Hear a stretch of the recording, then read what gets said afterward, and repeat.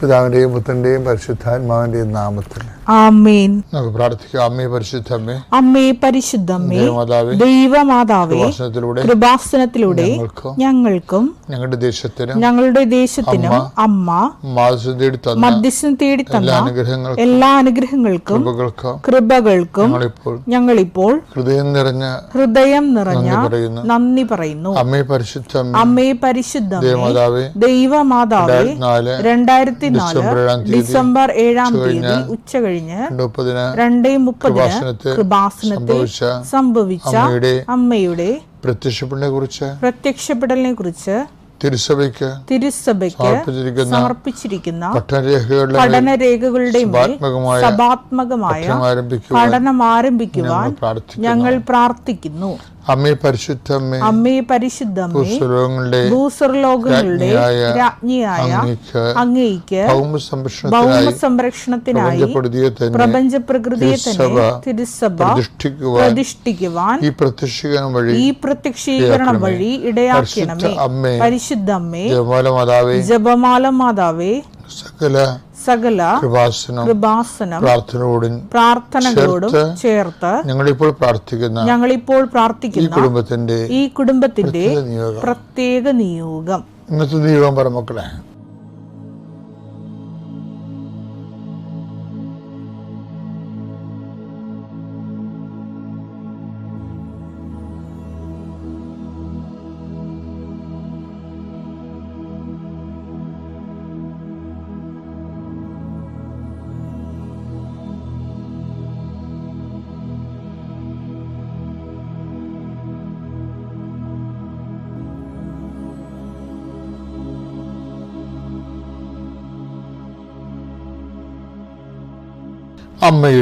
അമ്മയുടെ പ്രത്യക്ഷീകരണത്തിന്റെ ഈ അനുഗ്രഹവേളയിൽ ഞങ്ങൾക്ക് സാധിച്ചു തരുവാൻ കനിയണമേ.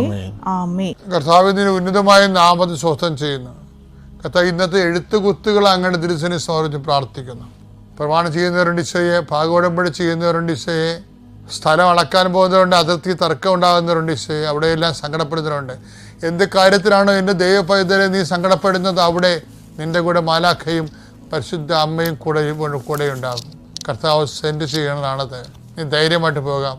എപ്പോൾ പോകുമ്പോഴും നീ പ്രാർത്ഥിച്ചുകൊണ്ട് നിൽക്കണം. കാര്യങ്ങൾ വൈരാഗ്യം മൂർച്ഛിച്ച് വരുമ്പോൾ ഈ രാജ്യത്ത് നിയമമുണ്ടെന്ന് നീ ഓർത്ത് അതിന് നീ വിധേയപ്പെടണം. ഒരിക്കലും ആയുധം കയ്യിലെടുക്കുകയോ അതുപോലെ നിയമം കയ്യിലെടുക്കുകയോ ചെയ്യേണ്ട. മറിച്ച് കർത്താവിൻ്റെ ആയുധമായ, സ്വർഗത്തിൻ്റെ ആയുധമായ ജപമാല നീ കയ്യിലെടുക്കണം. നിനക്ക് വേണ്ടി യുദ്ധം ചെയ്യുന്നത് നീയല്ല, നിൻ്റെ കർത്താവാണ്. പുറപ്പാട് 14:1-14 നമ്മൾ വായിക്കുന്നുണ്ട്. കർത്താവ് നിങ്ങൾക്ക് വേണ്ടി യുദ്ധം ചെയ്യും, നിങ്ങൾ മൗനമായിരുന്നാൽ മതി. നിങ്ങൾക്ക് ഇത്തിരി ക്ഷമ വേണം ചില കാര്യങ്ങൾക്ക്. ഇപ്പം തന്നെ എടുത്തോ പിടിച്ചോ എന്നും പറഞ്ഞു നിൽക്കുക. നിങ്ങൾ മൗനമായിരിക്കുക, നിങ്ങൾ ശാന്തമായിരിക്കുക എന്ന് വ്യത്യസ്തങ്ങളായ തർജ്ജമകളുള്ളത്. നിങ്ങൾ ക്ഷമയോടെ കർത്താവിൻ്റെ പദ്ധതിക്കായി കാത്തിരിക്കാൻ സമയം അനുവദിക്കുക എന്നർത്ഥമുണ്ട്. കർത്താവെ, ക്ഷമ എന്ന വലിയ പുണ്യങ്ങളാൽ കർത്താവ് അത് പരിഹരിക്കുന്നതിന് വേണ്ടിയിട്ടുള്ള സാവകാശവും സംയമനവും സൗമനസ്യവും കർത്താവെ അങ്ങയുടെ മക്കൾക്ക് നൽകണമെന്ന് പ്രാർത്ഥിക്കുന്നു. വിവാഹം താമസിക്കുന്നവർ ആസ്വദിക്കാൻ പ്രാർത്ഥിക്കുന്നു. വിവാഹത്തിന് വേണ്ടി കർത്താവുള്ള ചുറ്റവട്ടങ്ങൾ ഒരുക്കുന്ന സംബന്ധിച്ച് പ്രാർത്ഥിക്കുന്നു. പെൺമക്കളുടെ കല്യാണത്തിന് വേണ്ടി പണം കാണാതെ വിഷമിക്കുന്ന സംബന്ധിച്ച് പ്രാർത്ഥിക്കുന്നു. എൻ്റെ കർത്താവിന് വിരുദ്ധമായ നാമത്തിൽ, സഭയുടെ അധികാരത്തിൽ, കുരിശിൻ്റെ അടയാളത്തിൽ, ദൈവശക്തിയാൽ ഞാൻ മക്കളെ ആശീർവദിക്കുന്നു. വിശ്വാസ പ്രമാണം. സർവശക്തനായ പിതാവും ആകാശത്തിന്റെയും ഭൂമിയുടെയും സൃഷ്ടാവുമായ ദൈവത്തിൽ ഞാൻ വിശ്വസിക്കുന്നു. അവിടുത്തെ ഏകപുത്രനും ഞങ്ങളുടെ കർത്താവുമായ ഈശോമിശിഹായിലും ഞാൻ വിശ്വസിക്കുന്നു. ഈ പുത്രൻ പരിശുദ്ധാത്മാവിനാൽ ഗർഭസ്ഥനായി കന്യകാമറിയത്തിൽ നിന്ന് പിറന്ന് പൊന്തിയോസ് പീലാത്തോസിന്റെ കാലത്ത് പീഡകൾ സഹിച്ച് കുരിശിൽ തറയ്ക്കപ്പെട്ട് മരിച്ച് അടക്കപ്പെട്ട് പാതാളങ്ങളിൽ ഇറങ്ങി മരിച്ചവരുടെ ഇടയിൽ നിന്ന് 3-ാം നാൾ ഉയർത്ത് സ്വർഗത്തിലേക്ക് എഴുന്നള്ളി സർവശക്തിയുള്ള പിതാവായ ദൈവത്തിന്റെ വലതുഭാഗത്തിരിക്കുന്നു. അവിടെ നിന്ന് ജീവിക്കുന്നവരെയും മരിച്ചവരെയും വിധിക്കുവാൻ വരുമെന്നും ഞാൻ വിശ്വസിക്കുന്നു. പരിശുദ്ധാത്മാവിലും ഞാൻ വിശ്വസിക്കുന്നു. വിശുദ്ധ കത്തോലിക്കാ സഭയിലും പുണ്യവാന്മാരുടെ ഐക്യത്തിലും പാപങ്ങളുടെ മോചനത്തിലും ശരീരത്തിന്റെ ഉയർപ്പിലും നിത്യമായ ജീവിതത്തിലും ഞാൻ വിശ്വസിക്കുന്നു. ആമേൻ. സുഖസ്ഥനായ ഞങ്ങളുടെ പിതാവേ, അങ്ങയുടെ നാമം പൂജിതമാകണമേ. അങ്ങയുടെ രാജ്യം വരണമേ. അങ്ങയുടെ തിരുമനസ് സ്വർഗത്തിലെ പോലെ ഭൂമിയിലുമാകണമേ. അന്നു വേണ്ടുന്ന ആഹാരം ഇന്ന് ഞങ്ങൾക്ക് തരണമേ. ഞങ്ങളോട് തെറ്റ് ചെയ്യുന്നവരോട് ഞങ്ങൾ ക്ഷമിക്കുന്നത് പോലെ ഞങ്ങളുടെ തെറ്റുകൾ ഞങ്ങളോടും ക്ഷമിക്കണമേ. ഞങ്ങളെ പ്രലോഭനത്തിൽ ഉൾപ്പെടുത്തരുതേ, തിന്മയിൽ ഞങ്ങൾ രക്ഷിക്കണമേ. ആമേൻ. നന്മ തെളിഞ്ഞു മറിയമേ, സ്വസ്തി. കർത്താവ് അങ്ങയുടെ കൂടെ സ്ത്രീകളിൽ അങ്ങ് അനുഗ്രഹിക്കപ്പെട്ടവളാകുന്നു. അങ്ങയുടെ ഉദരത്തിൻ ഫലമായി ഈശോ അനുഗ്രഹിക്കപ്പെട്ടവനാകുന്നു. പരിശുദ്ധ മറിയമേ, തമ്പുരാന്റെ അമ്മേ, പാപികളായ ഞങ്ങൾക്ക് വേണ്ടി ഇപ്പോഴും ഞങ്ങളുടെ മരണസമയത്തും തമ്പുരാനോട് അപേക്ഷിക്കണമേ. ആമേൻ. അപ്പോൾ ഏത് സിറ്റുവേഷനിലായാലും മനുഷ്യന് ചെയ്യാനുള്ളത് ദൈവത്തെ മഹത്വപ്പെടുത്തുകയാണ്. ഇപ്പം നിൻ്റെ അമ്മ തന്നെ പ്രായമായ അമ്മയാണ്, രോഗിയായിട്ട് കിടക്കുകയാണ്. ഡോക്ടർ വലിയ ഒരു ഓപ്പറേഷൻ പറഞ്ഞു. അപ്പം അമ്മ പറഞ്ഞു, മകനെ എന്നെ ചെത്തി കയറണ്ടായി എൻ്റെ ഈ പ്രായത്തിൽ, അല്ലെങ്കിൽ ഇത്രയും കാശ് നീ എനിക്ക് വേണ്ടി മുടക്കേണ്ട കാര്യമില്ല, അത് നിൻ്റെ കുഞ്ഞുങ്ങളെ പഠിപ്പിക്കാനുള്ള കാശല്ലേ മുടക്കണം എന്നൊക്കെ അമ്മമാർ പറയുമ്പോഴും നമുക്ക് ഒരു ബാധ്യതയുണ്ട്. കാര്യം നമ്മളാക്കിയ ഭൗതിക വളർച്ചയുടെ പിന്നിൽ, എല്ലാ വളർച്ചയുടെ പിന്നിൽ അമ്മയും അപ്പനും ഉണ്ട്. അപ്പോൾ അത് മനസാക്ഷിയോടുകൂടി അംഗീകരിക്കുന്നവരുണ്ട്, അംഗീകരിക്കാത്തവരുണ്ട്. അംഗീകരിക്കുന്നവരെ സംബന്ധിച്ചിടത്തോളം ഇപ്പോൾ നമ്മളെന്തെങ്കിലും ആയി എന്ന് പറഞ്ഞു കഴിഞ്ഞാൽ നമ്മൾ 20 വയസ്സ് കഴിഞ്ഞുള്ള ആക്കൽ മാത്രമേ ഉള്ളൂ. അതുവരെയുള്ള ആക്കൽ അവരുടേതാണ്. മാതാപിതാക്കന്മാരും അല്ലെങ്കിൽ അങ്കിൾമാരും ആൻറ്റിമാരും ഒക്കെ ആയിരിക്കും നമ്മളെ സഹായിച്ചിട്ടുള്ളത്. 20 വയസ്സ് ഇപ്പോൾ ചില ആൾക്കാർ അപ്പനും അമ്മേനൊക്കെ ഉപേക്ഷിക്കുകയൊക്കെ ചെയ്തില്ലേ. അപ്പോൾ അവർ പറയണത് ഞാനല്ലേ പഠിച്ചത്, ഞാൻ പഠിച്ച് ഞാൻ കാശുകാരനായി, അത് അപ്പനും അമ്മേനെ സഹായിച്ചില്ല എന്നൊക്കെ പറയും. ശരിക്കും പറഞ്ഞാൽ അങ്ങനെ പറയാൻ പാടില്ലാത്തതാണ്. അതിൻ്റെ അകത്തൊരു ചെറിയ അഹങ്കാരമുണ്ട്. അപ്പോസ്തലന്മാർക്ക് പോലും അങ്ങനെയുള്ള ചെറിയ ആധ്യാത്മിക അബദ്ധങ്ങൾ സംഭവിച്ചിട്ടുണ്ട്. ഇപ്പം പോള് പറയത്തില്ലേ, സെൻറ്റ് പോള് എന്താ പറയണേ, എൻ്റെ അവസാന ട്രയലിൽ നിങ്ങളാരും എൻ്റെ കൂടെ ഉണ്ടായിരുന്നില്ല, കർത്താവ് എൻ്റെ കൂടെ ഉണ്ടായിരുന്നെന്ന്. അങ്ങനെയൊന്നും ആധ്യാത്മികതയിൽ പറയാൻ പാടില്ലാത്തതാണ്. 2 തിമോത്തി 4:16-17 പൗലോസ് അപ്പോസ്തലൻ്റെ വളർച്ച എന്ന് പറയുന്നത് അറിയാമല്ലോ. നിങ്ങൾ പരിചയനാണെങ്കിൽ ഞാനും പരിചയനാണ്, നിങ്ങൾ റോമൻ പൗരനാണെങ്കിൽ ഞാനും അതെ. ഇതൊക്കെ പറഞ്ഞുകൊണ്ട് ഒരു ലോകായികമായ രീതിയിൽ നിന്ന് ഫൈറ്റ് ചെയ്താണ് അദ്ദേഹം അവസാനം എളിമപ്പെട്ട് ഞാനല്ല ക്രിസ്തുവാണെന്ന് ജീവിക്കണം എന്ന് പറയുന്ന ഒരു ആത്മജ്ഞാനമുണ്ട്, വളർച്ച. ആ വളർച്ചയുടെ ഒരു ഘട്ടത്തിൽ അദ്ദേഹം പറഞ്ഞാണിത്. എന്താ പറഞ്ഞത്? എൻ്റെ ന്യായവാദങ്ങളിൽ കോടതിയിലപ്പ കാര്യം പറയുകയാണ്. ഞാൻ ആദ്യം അവതരിപ്പിച്ച കോടതി കാര്യം വെച്ച് കഴിഞ്ഞാല് എന്താ കോടതി വെച്ച് കഴിഞ്ഞാല് ഇയാൾ ഇത് അവതരിപ്പിക്കുന്ന പ്രബോധനത്തിന്റെ ന്യായവാദങ്ങളാണ്. ആരും എൻ്റെ ഭാഗത്തല്ല, ഇൻക്ലൂഡിങ് ഇവ കൂടെയുള്ള സഹപ്രവർത്തകർ ഉൾപ്പെടെ എല്ലാവരും എന്നെ ഉപേക്ഷിച്ചു. എല്ലാവരും കാര്യം പൗലോസ് പറയുന്ന കാര്യങ്ങൾ പത്രോസിന് പോലും മനസ്സിലാകുന്നില്ലായിരുന്നു. അദ്ദേഹം അവതരിപ്പിക്കുന്ന ക്രിസ്തു വിജ്ഞാനീയം, പിന്നെ അവതരിപ്പിക്കുന്ന രീതികൾ ഒക്കെ പലപ്പോഴും ആൾക്കാർക്ക് സ്വീകാര്യമായിരുന്നില്ല. പ്രത്യേകിച്ച് ഏതൻസിലൊക്കെ പ്രസംഗിക്കുമ്പോൾ പിന്നീട് ഞങ്ങൾ വന്ന് കേട്ടോളാമെന്നൊക്കെ പറഞ്ഞിട്ട് ആൾക്കാർ പിരിഞ്ഞു പോകണം കാണാം.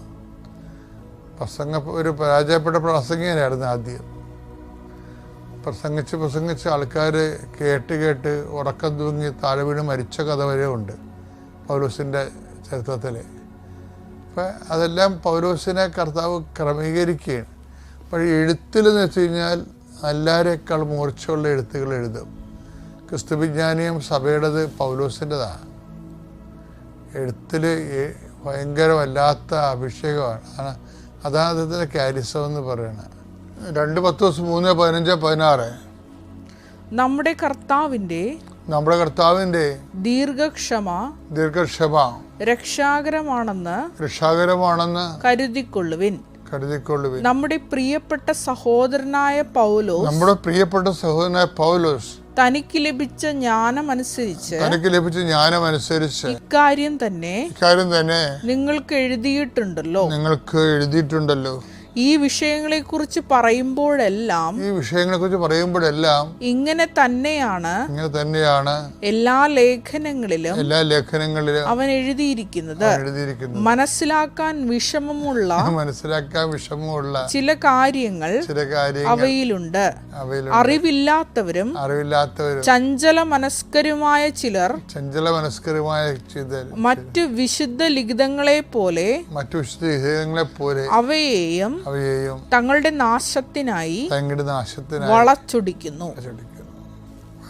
അംബിഗസായിട്ടുള്ള കാര്യങ്ങൾ ചില സമയത്ത് ഓരോരുത്തർ അവരവരുടെ താല്പര്യത്തിന് വേണ്ടി വചനങ്ങളെ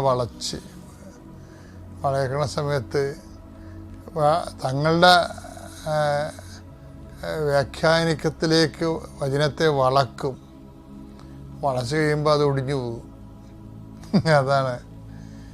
അപ്പം അത് അങ്ങനെയുള്ളത് കൊണ്ട് ചില ആൾക്കാർ പൗലോസിനെ ഇങ്ങനെ ന്യായവാദങ്ങളെ, അദ്ദേഹത്തിൻ്റെ അവതരിപ്പിച്ച ക്രിസ്തു വിജ്ഞാനീയത്തെയും, പിന്നെ അദ്ദേഹം ജയിലിൽ പിടിക്കപ്പെട്ട സമയമുണ്ട്, അപ്പോഴും പൗലോസ് ഒറ്റപ്പെട്ടു പോയിട്ടുണ്ട്. അപ്പം അതൊക്കെ താൻ അനുഭവിച്ചവരുള്ള സങ്കടങ്ങളാണത്. പക്ഷേ ഈ സങ്കടങ്ങളെ ശരിക്കും പറഞ്ഞാൽ പൗലോസിന് പറ്റിയ ഒരു അബദ്ധം എന്ന് പറയുന്നത് അമ്മയെ കണ്ടുമുട്ടിയില്ല എന്ന് തന്നെയാണ്. ഇതിൻ്റെ ഇരട്ടി എന്തെല്ലാം സങ്കടങ്ങളുണ്ടായിരുന്നുള്ള ആളാണ് അമ്മ.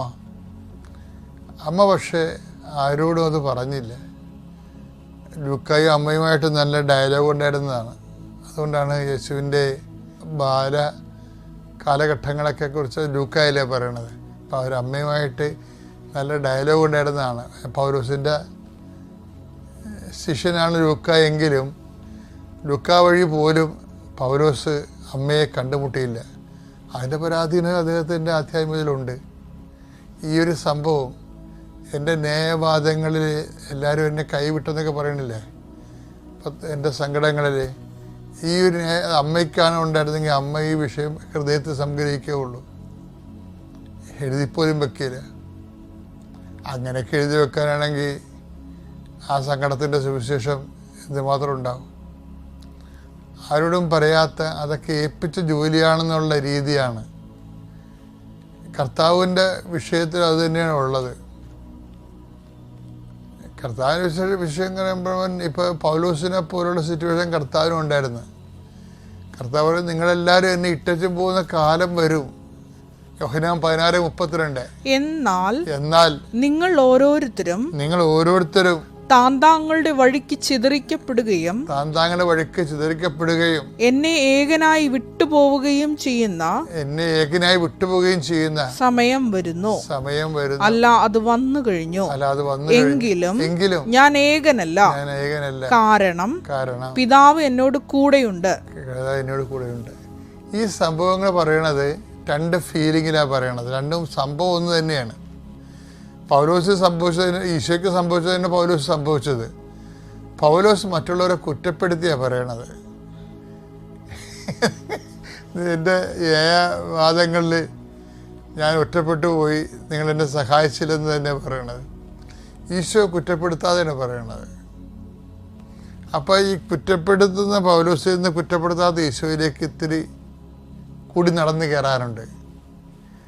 അത് നടന്നു കയറിയ ആളാണ് മറിയം. അത് ഹൃദയത്തിൽ സംഗ്രഹിക്കും.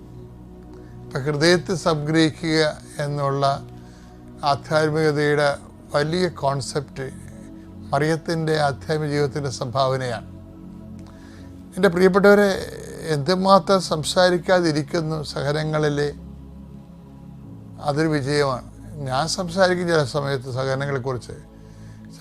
അത് എനിക്ക് എന്തെങ്കിലും ഒരു ആനുകൂല്യം കിട്ടണമെന്നുള്ള ഉദ്ദേശത്തിലല്ല സംസാരിക്കണത്. നമ്മൾ കടന്നു പോകുന്ന വഴികളിൽ നമ്മളെടുത്ത നിലപാടുകൾ നമ്മുടെ അധികാരികൾ മനസ്സിലാക്കണമെന്നുള്ള ആ ഒരു ലൈനിലാണ് അത് സംസാരിക്കണത്. അത്ര ഈസി അല്ല. ഇരുന്നിട്ട് പോലും ആ ഒരു പാഠം നമ്മൾ പഠിച്ച് പരീക്ഷ എഴുതിയവരാണെന്ന് ഉള്ളൊരു സൂചന അല്ലെങ്കിൽ നമ്മൾ ശുദ്ധഗതിക്കാരായിട്ട് ഈ മേഖല വന്നതല്ല എന്നുള്ളൊരു ബോധ്യം നമ്മളെ നയിച്ചുകൊണ്ട് പോകുന്നവർക്ക് കൊടുക്കണം. അല്ലെങ്കിൽ നമ്മുടെ മിഷൻ തെറ്റിദ്ധരിക്കപ്പെടും. ഞാൻ നിങ്ങളോട് പറയുന്നതിൻ്റെ കാരണം ലെസ് കംപ്ലൈൻ്റ് ആയിട്ട് പോകാൻ പറ്റുമെന്ന് നോക്കണം. ഇപ്പോൾ ഗ്യാസ് ഫ്രീ കിച്ചൺ എന്നൊക്കെ പറയത്തില്ല. പണ്ട് നമ്മൾ പറഞ്ഞുകൊണ്ടിരുന്നത് കറണ്ട് ഫ്രീ, അതുപോലെ തന്നെ വുഡ് ഫ്രീ, വിറകില്ലാത്ത കിച്ചൺ, പിന്നെ അങ്ങനെ ഓരോ കിച്ചൺ ഇങ്ങനെ ഡെവലപ്പ് ചെയ്ത് വരുമ്പോൾ ഇപ്പോഴ് വന്ന് ഗ്യാസ് ഫ്രീ കിച്ചണാണ്. അപ്പം അതുപോലെ തന്നെ കംപ്ലൈൻറ്റ് ഫ്രീ ആയിട്ടുള്ള ഒരു ലൈഫ്, അത് കംപ്ലൈൻറ്റ് ഫ്രീ ആയിട്ടുള്ള ലൈഫ് വല്ലാത്തൊരു ആധ്യാത്മികതയാണ്. അത് മറിയത്തിൻ്റെ സ്ത്രീകാരോപണം വരെ മറിയം അത് കീപ്പ് ചെയ്തു, ആ ലെവല് കീപ്പ് ചെയ്തെന്നുള്ളതാണ് മറിയ ആധ്യാത്മികതയുടെ ഒരു സൗന്ദര്യം എന്ന് പറയുന്നത്. ഉടമ്പടി ജീവിക്കുന്നവർ മരിയൻ ആധ്യാത്മികതയാണ് ജീവിക്കണം എന്നുള്ളൊരു ബോധമുണ്ടാകും. ഞാൻ റെജി സിക്ക് കാസർഗോഡ് ജില്ലയിലെ കള്ളാറിൽ നിന്നും വരുന്നു. ഞാനിവിടെ സാക്ഷ്യം പറയുന്നത് ആദ്യമായിട്ട് എൻ്റെ മകളെ പ്രതി എനിക്ക് കിട്ടിയ അനുഗ്രഹത്തിനാണ്. ഞാൻ 2022 ഡിസംബർ 27 ആദ്യമായി ഉടമ്പടി എടുത്തത്. അപ്പോൾ ഞാൻ ഒന്നാമതായി വെച്ച നിയോഗം എൻ്റെ മോൾക്ക് വേണ്ടിയിട്ടായിരുന്നു. അവൾ 6 പ്രാവശ്യം CBT എക്സാം എഴുതി പരാജയപ്പെട്ടു. അപ്പോൾ അവൾ എന്നോട് പറഞ്ഞു, മമ്മി പോയി എനിക്ക് വേണ്ടിയിട്ട് ഒരു നിയോഗം വെച്ച് ഉടമ്പടി എടുക്കാൻ പറഞ്ഞു. അപ്പം ഞാൻ പറഞ്ഞു, നീ പുറമേക്ക് പോവുകയാണെങ്കിൽ നിനക്ക് കുറച്ച് വിശുദ്ധീകരണം ആവശ്യമുണ്ട്, നീ ഒന്ന് ദൈവസ്നേഹത്താൽ നിറയേണ്ടതുണ്ട്, അത് ഞാൻ നിയോഗം വെച്ച് പ്രാർത്ഥിക്കാമെന്ന് പറഞ്ഞു. ഞാനിവിടെ വന്ന് നിയോഗം വെച്ചത് അവളെ ഒന്ന് ദൈവസ്നേഹത്താൽ നിറയ്ക്കണം എന്ന് പറഞ്ഞാൽ പ്രാർത്ഥിക്കുകയും പള്ളിയിൽ പോവുകയും ചെയ്യുമെങ്കിലും അതൊരു ആത്മാർത്ഥത ഇല്ലാത്തതാണെന്നാണ് എൻ്റെ മനസ്സിൽ തോന്നിയത്. പിന്നെ വല്ലാതെ ഒരു വാശിക്കാരിയും എന്ത് കാര്യം പറഞ്ഞാലും അത് അവൾ തന്നെ സ്ഥാപിച്ചെടുക്കുന്ന ഒരു സ്വഭാവക്കാരിയായിരുന്നു. അപ്പോൾ അവളുടെ ഒരു സ്വഭാവത്തിലൊരു മാറ്റം വരണമെന്ന് എനിക്ക് അതിയായ ആഗ്രഹമുണ്ടായിരുന്നു. ഞാൻ ആ നിയോഗം വെച്ച് ഞാൻ പ്രാർത്ഥിച്ചു, CBT എക്സാം പരാജയപ്പെട്ടത് അവിടെ നിൽക്കട്ടെ, ആദ്യം നീ നന്നായി കഴിഞ്ഞിട്ട് പുറമേ പോയി കഴിഞ്ഞാൽ എവിടെ ചെന്ന് കഴിഞ്ഞാലും നിനക്ക് നല്ലൊരു ജീവിതം കിട്ടും, ഒരു ദൈവ പൈതലായി നിനക്ക് ജീവിക്കാൻ സാധിക്കുമെന്ന് പറഞ്ഞു. ഞാൻ പ്രാർത്ഥിക്കാൻ തുടങ്ങി ദിവസങ്ങൾക്കകം തന്നെ അമ്മ മാതാവിൻ്റെ അത്ഭുതം അവളുടെ ജീവിതത്തിൽ സംഭവിക്കുകയായി. അവൾ പ്രാർത്ഥന ചെല്ലാൻ തുടങ്ങി, പള്ളിയിൽ പോകാൻ തുടങ്ങി. ഞങ്ങളുടെ പള്ളിയിലല്ല മറ്റ് പള്ളികളിലും പോയി പ്രാർത്ഥിക്കാൻ തുടങ്ങി. പിന്നെ റോഡൊക്കെ അവൾ ഒരു നേഴ്സാണ്, ഡ്യൂട്ടി ഇല്ലാത്ത സമയം അവൾ റോഡിലൂടെയൊക്കെ നടക്കും. ആരെങ്കിലും പാവങ്ങളൊക്കെ ഉണ്ടെങ്കിൽ അവർക്ക് ഭക്ഷണം മേടിച്ചു കൊടുക്കുന്നു, അനാഥാലയങ്ങൾ സന്ദർശിച്ച് അവരെ ശുശ്രൂഷിക്കുന്നു. ഒരു അനാഥാലയത്തിലെ ആൾക്കാർക്കെല്ലാം ഒരു നേരത്തെ ഫുഡ് അവൾ മേടിച്ചു കൊടുത്തു. അല്ലെങ്കിൽ ആർക്കും ഒന്നും കൊടുക്കാതെ ഒരു സ്വാർത്ഥമതിയായ ഒരു കുഞ്ഞായിരുന്നു എൻ്റെ കുഞ്ഞ്. എനിക്ക് പറയുന്നില്ല, അങ്ങനെ ഞാൻ കൊടുക്കാൻ പറഞ്ഞാലും അത് അങ്ങനെ ഒരു സ്വഭാവത്തിൻ്റെ ഉടമയായിരുന്നു അവൾ.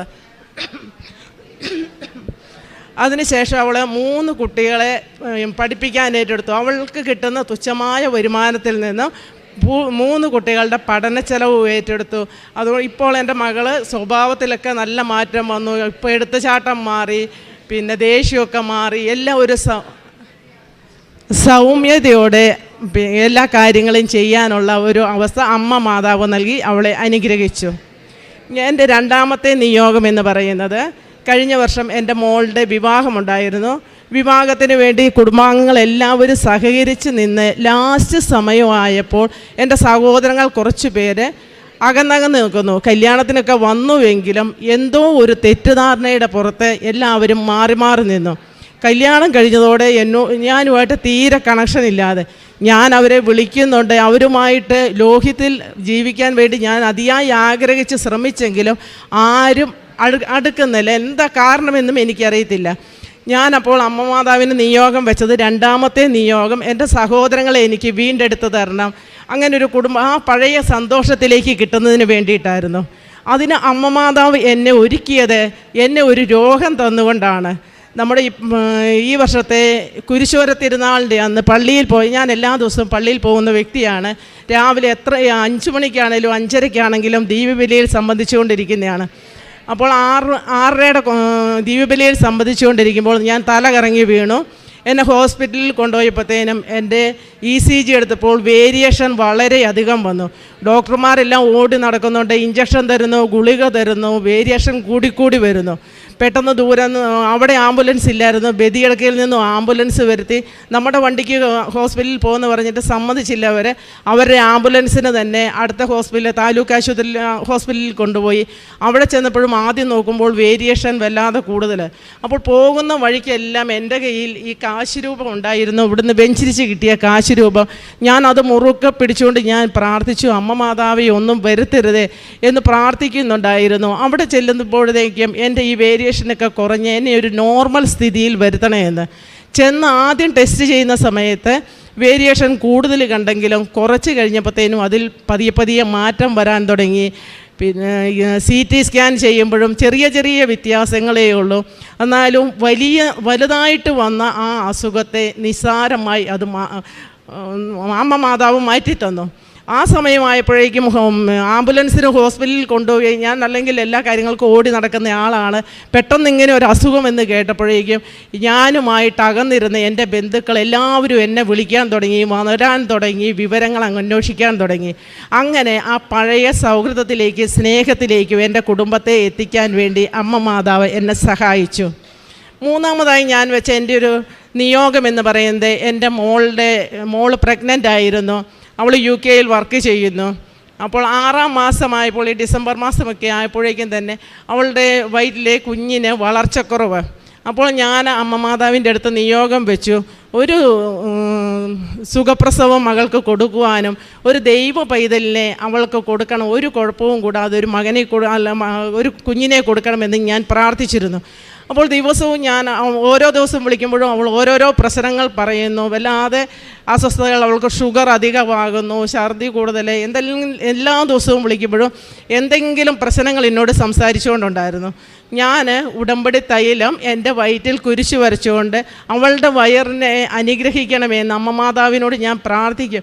മാതാവേ, എൻ്റെ കുഞ്ഞിൻ്റെ അടുത്ത് ചെന്ന് ആ കുഞ്ഞു പൈതന് കാവലാകണമേ, ഒരു കുഴപ്പവും കൂടാതെ ആ കുഞ്ഞിനെ എനിക്ക് തരണമെന്ന് പ്രാർത്ഥിച്ചുകൊണ്ടിരുന്നു. 2 ദിവസം മുന്നാണെങ്കിൽ അവൾക്ക് ഒരാഴ്ച മുന്നേ അവൾക്ക് ഷുഗർ നന്നായി കൂടുതലായി. ഹോസ്പിറ്റലിൽ അഡ്മിറ്റായി കഴിഞ്ഞപ്പോഴേക്കും പിന്നെ അവരെ ഇഞ്ചക്ഷനൊക്കെ പെയിനിന് വേണ്ടി ഇഞ്ചക്ഷനൊക്കെ വെച്ചു. എന്ത് ചെയ്താലും യാതൊരു മാറ്റവും വരുന്നില്ല. അവൾ എന്നെ വിളിച്ചുകൊണ്ടേ ഉണ്ട്. അപ്പോൾ ഞാൻ പറഞ്ഞു, ഞാൻ 28-ാം തീയതി എങ്ങനെയാണേലും ഞാൻ അമ്മ മാതാവിൻ്റെ അടുത്ത് പോകുന്നുണ്ട്, കൃപാസനത്തിൽ പോകും, നീ ധൈര്യമായിട്ടിരിക്കെ, നിനക്ക് ഒരു കുഴപ്പവും വരികയില്ല എന്ന്. അപ്പോൾ കാസർഗോഡ് നിന്ന് വരേണ്ടതായതുകൊണ്ട് ഇന്നലെ വൈകുന്നേരം എനിക്ക് പോരണം. ഞാൻ 3 മണിക്ക് പോരാനുള്ള തയ്യാറെടുപ്പുകളൊക്കെ നടത്തുന്നതിനിടയിലാണ് പെട്ടെന്ന് വിളിച്ചു പറയുന്നത്, അവൾ വല്ലാത്തൊരു ക്രിട്ടിക്കൽ സ്റ്റേജിലാണുള്ളത്, അവൾക്ക് ഷുഗർ നന്നായി കൂടി, പിന്നെ ഇന്നലെ ആയപ്പോഴേക്കും നന്നായി പനിയും ബാധിച്ചിരിക്കുന്നു. അതുകൂടാതെ കുഞ്ഞിനാണേൽ ഹാർട്ട് ബീറ്റ്സ് വളരെയധികം, 110, 120 വേണ്ടത് 186, 87, 88 ഇങ്ങനെ ഉയർന്നുകൊണ്ടിരിക്കുകയാണ്. അപ്പോൾ മോൻ വിളിച്ചു പറഞ്ഞു, മമ്മി എന്നാ ചെയ്യേണ്ടതെന്ന് അറിയത്തില്ല, വല്ലാത്ത ഒരവസ്ഥയിലാണുള്ളത്, അവളുടെ ഷുഗറും നന്നായി കൂടിയിട്ടുണ്ട്, സിസേറിയൻ ചെയ്യണമെന്ന് ഡോക്ടർ പറയുന്നു. ഞാനും അവളുടെ കൂടെ അവളെ സിസേറിയനായിട്ട് തിയേറ്ററിൽ കയറ്റുകയാണെന്ന് പറഞ്ഞു. അപ്പോൾ ഞാൻ മകനോട് പറഞ്ഞു, മോനെ, ഞാൻ ഇവിടുന്ന് ഇറങ്ങുന്നതിന് മുന്നേ അമ്മ മാതാവിൻ്റെ അടുത്തേക്കാണ് ഞാൻ പോകുന്നത്, എനിക്കവിടെ പോയി അമ്മ മാതാവിൻ്റെ മുന്നിൽ സാക്ഷ്യം പറയാൻ കണക്കിന് ഒരു കുഴപ്പവും ഇല്ലാത്ത ഒരു കുഞ്ഞിനെ കിട്ടുമെന്ന്. അപ്പോൾ അവൻ പറഞ്ഞു, കുഞ്ഞിനെ കിട്ടുന്ന കാര്യം തന്നെ ഒരു ബുദ്ധിമുട്ടെന്ന നിലയിലാണ് ഡോക്ടർ പറയുന്നത്, അത്രയും ഹാർട്ട് ബീറ്റ് കൂടിക്കൊണ്ടേ ഇരിക്കുകയാണ്. അതുകൊണ്ടത് ഞാൻ പോരുന്നതിന് മുന്നേ തന്നെ മെസ്സേജ് വന്നു, കുഞ്ഞിനൊരു കുഴപ്പമില്ലാതെ സിസേറിയനിലൂടെ എടുത്തത് കുഞ്ഞിനെ എടുത്തു. കുഞ്ഞും പിന്നെ മോളുമായിട്ടും എനിക്ക് സംസാരിക്കാൻ പറ്റി. ആവശ്യത്തിന് തൂക്കവുമുള്ള, അപ്പോൾ കുഞ്ഞിൻ്റെ തൂക്കക്കുറവായിരുന്നു ആദ്യം എൻ്റെ വലിയ പ്രശ്നം വന്നിരുന്നത്. അവളെന്നെ 6-ാം മാസം വിളിച്ച് പറയുമ്പോഴും പറയും, ഞാൻ പ്രഗ്നൻ്റ് ആണെന്ന് പോലും അറിയുന്നില്ല, ഡോക്ടർമാർ പറയുന്നു കുഞ്ഞിന് തീരെ വെയിറ്റ് ഇല്ല എന്ന് പറയുന്നു. ഇത് ആവശ്യത്തിന് വെയിറ്റുള്ള 3,500 വെയിറ്റുള്ള കുഞ്ഞിനെ കിട്ടിയിരിക്കുന്നു. ഈശോയും മാതാവും തന്ന ഒത്തിരി അനുഗ്രഹങ്ങൾക്ക് നന്ദി. പിന്നെ അതുകൂടാതെ ഞാനൊരു 4ാമതൊരു നിയോഗം വെച്ചത് എൻ്റെ ഹസ്ബൻഡിൻ്റെ കാര്യമായിരുന്നു. എൻ്റെ ഹസ്ബൻഡ് ഒരു ക്യാൻസർ പേഷ്യൻ്റാണ്. അദ്ദേഹത്തിൻ്റെ ട്രീറ്റ്മെൻറ്റൊക്കെ കഴിഞ്ഞെങ്കിലും അദ്ദേഹത്തിന് അത് 4th സ്റ്റേജ് എത്തിയിരുന്നതാണ്. അപ്പോൾ കാലിൽ എപ്പോഴും കാല് കടച്ചിൽ, ഒരു രാത്രി പോലും എനിക്ക് കിടന്ന് ഉറങ്ങാൻ പറ്റുമല്ല. കാല് തിരുമ്മി കൊടുത്ത് നേരം വെളുക്കോളം ഞാൻ കാല് തിരുമ്മണം. അദ്ദേഹത്തിന് വേദന സഹിക്കാനേ കഴിയുന്നില്ല. അപ്പോൾ ഞാൻ ഈ ഉടമ്പടി വന്നു കഴിഞ്ഞപ്പോൾ ഉടമ്പടി തൈലങ്ങോട്ട് കുരിശ് വരച്ച് ഞാൻ പ്രാർത്ഥിച്ചു. ആ പ്രാർത്ഥനയുടെ ഫലമായിട്ട് അദ്ദേഹത്തിൻ്റെ കാലിൻ്റെ ആ കാലുവേദന, ആ കാലുകടച്ചില്ലാതായി ഇപ്പോൾ ഒരു കുഴപ്പമില്ലാതെ സുഖമായി കിടന്ന് രാത്രിയിലൊക്കെ ഉറങ്ങാനും സാധിക്കുന്നു. പിന്നെ എൻ്റെ ജീവിതത്തിൽ ഇങ്ങനെ ഈ ഉടമ്പടി എടുത്തതിന് ശേഷം എനിക്കൊരു പ്രത്യേക അനുഗ്രഹം കിട്ടുന്നത്, ഞാൻ ഏത് കാര്യത്തിന് പോയി കഴിഞ്ഞാലും ഒരു പ്രയാസവും വരുന്നില്ല. ചില പ്രശ്നങ്ങൾ വന്നാലും അതിനെയൊക്കെ നന്നായി തരണം ചെയ്യാനുള്ള ഒരു കഴിവ് കിട്ടുന്നു. ഇപ്പോൾ ട്രെയിനിൽ തന്നെ സീറ്റൊന്നും ഇന്നലെ ബുക്ക് ചെയ്യാതെ കയറുകയാണ്. നിറയെ ആളുള്ളിടത്ത് ഞാനും എൻ്റെ മോനെ കൂടി, മോൻ ഇന്നലെ +2 എക്സാം ഉണ്ടായിരുന്നു, അവനും കൂടിയാണ് വരുന്നത്. ട്രെയിനിൽ കയറുന്ന സമയത്ത് തന്നെ ഞങ്ങൾക്കായിട്ട് 2 സീറ്റ് അവിടെ ഒഴിച്ചിട്ടിരുന്നു. ഞങ്ങളുടെ ഒപ്പം കയറിയ മുഴുവൻ ആൾക്കാരും നിൽക്കുന്നു, ഞങ്ങൾക്കായിട്ട് 2 സീറ്റ്. അതേപോലെ ബസ്സിലൊക്കെ യാത്ര ചെയ്യുമ്പോഴാണേലും എല്ലാവരും എന്നോട് ചോദിക്കും, ഇതെങ്ങനെയാണ് ഇങ്ങനെ സീറ്റ് ഇങ്ങനെ കിട്ടുന്നതെന്ന്. നിറയെ ആൾ തിങ്ങി നിൽക്കുകയാണെങ്കിലും ഏതെങ്കിലും ഒരു സീറ്റ് അവരുടെ കണ്ണിൽ പെടാതെ കിടക്കുന്നുണ്ടാകും. ഞാൻ ഒരിടത്തും പിന്നെ നിന്ന് യാത്ര ചെയ്യേണ്ടി പോലും വരുന്നില്ല. എൻ്റെ കൈക്കും കാലിനൊക്കെ പ്രശ്നമാണെന്ന് എൻ്റെ അമ്മമാതാവിനറിയാം. അതും കണക്കിലാക്കിക്കൊണ്ടാണെന്ന് തോന്നുന്നു. പിന്നെ എപ്പം ഏത് യാത്രയിൽ പോയി കഴിഞ്ഞാലും അമ്മ മാതാവ് കൂടെയുണ്ട്. അതുകൂടാതെ ഞാൻ മോളുടെ കേസിൽ പറഞ്ഞു, ഇന്നലെ ഞാൻ പിന്നെ അവൾക്ക് സുഖമില്ലെന്ന് കേട്ടതേ തന്നെ ഞാൻ അമ്മ മാതാവിനോട് പറഞ്ഞു, സഞ്ചാരി മാതാവല്ലേ, എൻ്റെ കുഞ്ഞിൻ്റെ അടുത്തേക്ക് പോകണം, ഒരു കുഞ്ഞിനെ എനിക്ക് തരണം. അവരെപ്പോഴാണോ കേരളത്തിൽ വരുന്നത് അപ്പോൾ അമ്മ മാതാവിൻ്റെ അടുത്ത് ഞാൻ അവനെ കൊണ്ടുവരുന്നതാണ്. അപ്പോൾ ഒരു കുഴപ്പവും ഇല്ലാത്ത ഒരു കുഞ്ഞിനെ തരാൻ വേണ്ടി ഇന്നലെ പ്രാർത്ഥിച്ചിരുന്നു. അപ്പോൾ അങ്ങനെയാണ് ഒരു ആൺകുഞ്ഞിനെ ഇന്നലെ ഞങ്ങൾക്ക് ലഭിക്കുകയും ചെയ്തു. ഈശോയും അമ്മ മാതാവും ചെയ്തു തന്ന എല്ലാ അനുഗ്രഹങ്ങൾക്കും നന്ദി.